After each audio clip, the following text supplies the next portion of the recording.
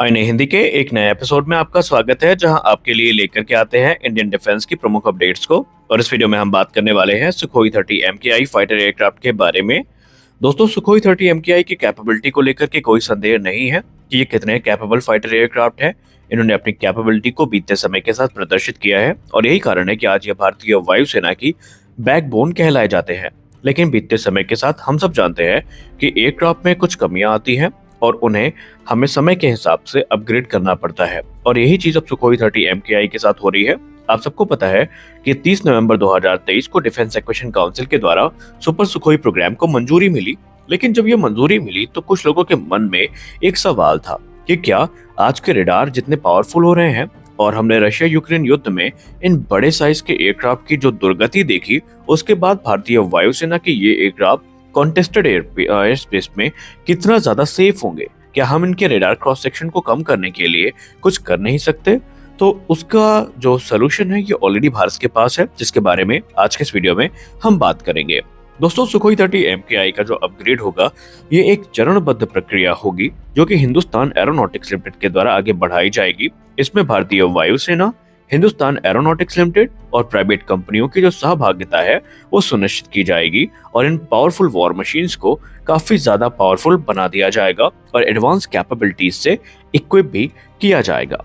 अब यहाँ पर सबसे बड़ा चैलेंज जो अब यहाँ पर एड्रेस करना था इस अपग्रेड में, वो था इसका रेडार सिग्नेचर।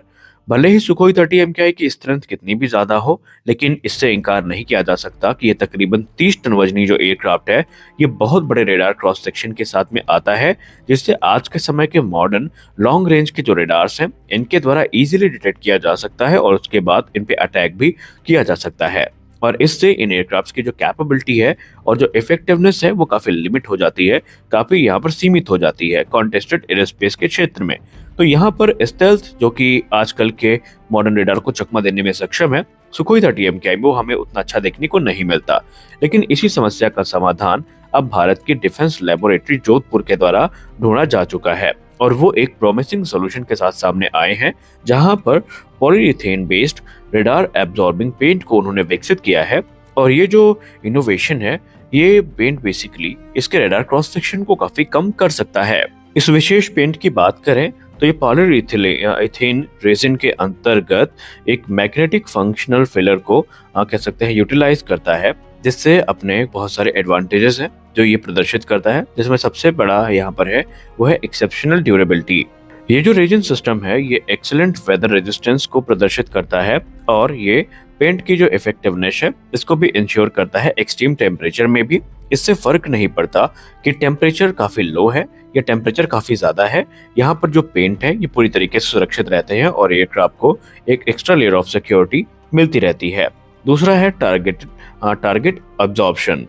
जो मैग्नेटिक फिलर्स हैं इनको स्पेशली साइज किया गया है और शेप दिया गया है ताकि जो ऑप्टिमल रेडार वेव्स हैं इनको ये एब्जॉर्ब कर सकें और इनका जो एप्लीकेशन है ये भी काफी बड़े पैमाने पर हो सकता है। ये जो पेंट डेवलप किया गया है ये सुखोई 30 MKI के अलावा जो दूसरे एयरबॉर्न प्लेटफॉर्म है उनमें भी इस्तेमाल किया जा सकता है। और इसको लेकर के ये क्लेम किया जाता है कि हर प्रकार के जो एयरबॉर्न प्लेटफॉर्म है उनमें रेडार क्रॉस सेक्शन को कम करने की जो भूमिका है उसको निभा सकता है। तो कुल मिलाकर के ये जो एयरक्राफ्ट है ये काफी सुरक्षित बन जाते हैं। लेकिन अगर आपको ये लगता है कि ये जो पेंट है इसके आने के बाद पूरी तरीके से सुखोई 30 MKI रेडार के लिए इनविजिबल हो जाएंगे, तो रुकिए, चीजें इतनी आसान भी नहीं होती। रेडार एब्जॉर्बिंग मटेरियल से बना जो पेंट है ये सुखोई 30 MKI को एक कम्प्लीटली स्टेल्दी एयरक्राफ्ट में ट्रांसफॉर्म नहीं करेगा, लेकिन हाँ ये उसके रेडार क्रॉस सेक्शन को निसंदेह कम कर सकता है और इससे जो लॉन्ग रेंज रेडार्स हैं इनको दूर से ही सुखोई 30 MKI को डिटेक्ट करने में थोड़ी दिक्कत होगी, जिसका एक फायदा सुखोई 30 MKI को निसंदेह मिल सकता है। अब यहाँ पर सुखोई 30 MKI जैसे जो एयरक्राफ्ट है जो कि काफी बड़े रेडार क्रॉस सेक्शन के साथ आते हैं, तो इन एयरक्राफ्ट के कुछ क्रिटिकल पार्ट्स हैं जहाँ पर इस प्रकार के पेंट्स को सबसे पहले इम्प्लीमेंट किया जाएगा। जैसे कि अगर हम सुखोई 30 MKI की बात करें तो ऐसे हाई RCS एरिया जैसे कि एयर इनटेक्स हो गए या फिर फ्रंटल सेक्शन हो गया, इनमें इन पेंट्स को अप्लाई किया जाएगा ताकि इनकी जो सर्वाइवलिटी है मॉडर्न वॉरफेयर सिनेरियोज में इसको इनहेंस किया जा सके। हालांकि अपग्रेड में सिर्फ सुखोई 30 MKI के पेंट्स को ही अपग्रेड नहीं किया जा रहा है, बल्कि इनकी जो ओवरऑल कैपेबिलिटीज हैं इन्हें भी पूरी तरीके से ट्रांसफॉर्म किया जा रहा है। सुखोई 30 MKI का जो कॉकपिट है उसको रीडिजाइन किया जाएगा, जहां पर बहुत सारे एडवांस मल्टी फंक्शनल डिस्प्लेज हमें देखने को मिल सकती हैं और इसमें पायलट को जितनी भी जरूरी इंफॉर्मेशन है वो एक ही स्थान पर प्रदान कराई जाएगी। इसके अलावा जो इलेक्ट्रॉनिक वॉरफेयर कैपेबिलिटीज है सुखोई 30 MKI की, उसको भी इन्हेंस किया जाएगा।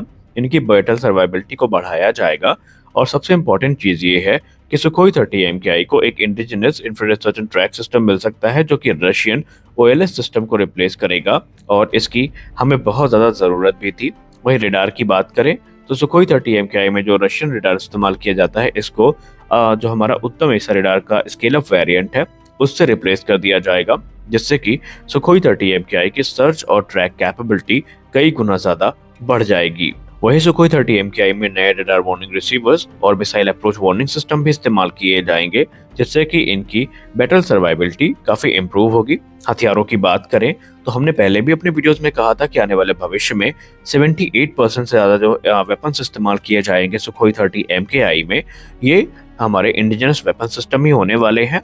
अब सुखोई 30 MKI में जो इंडिजनाइजेशन है इसका अंदाजा इसी बात से लगा सकते हैं कि खुद भारतीय वायुसेना प्रमुख ने कहा है कि आने वाले भविष्य में सुखोई 30 MKI 78% इंडिजिनस होने वाला है। तो कुल मिलाकर के हथियारों की अगर हम बात करें तो इसमें अस्त्र मार्क 1 मिसाइल का इंटीग्रेशन पूरा हो चुका है जो कि 110 किलोमीटर की दूरी तक मार करने में सक्षम है।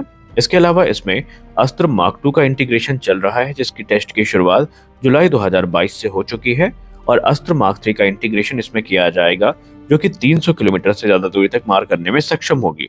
और इसके अलावा रुद्रम सीरीज की बात करें तो रुद्रम 1 ऑलरेडी सुखोई 30 MKI का हिस्सा है। रुद्रम 2 के भी टेस्ट इस पे शुरू कर दिए गए हैं और जो रुद्रम 3 है ये भी इसमें इंटीग्रेट की जाएगी। रुद्रम 2 और रुद्रम 3 ये दो अलग अलग वेरिएंट पे हमें देखने को मिलेंगे। इन्हें as a ground attack missile इस्तेमाल किया जा सकेगा और as a anti radiation missile भी इस्तेमाल किया जा सकेगा। इसके अलावा DRDO के शार्प वेपन हो गए और दूसरे रैम्पेज जैसे जो वेपन हो गए और ब्रह्मोस को तो कैरी करते ही हैं, तो ये इसकी लेथैलिटी को कई गुना ज्यादा बढ़ा चुके हैं।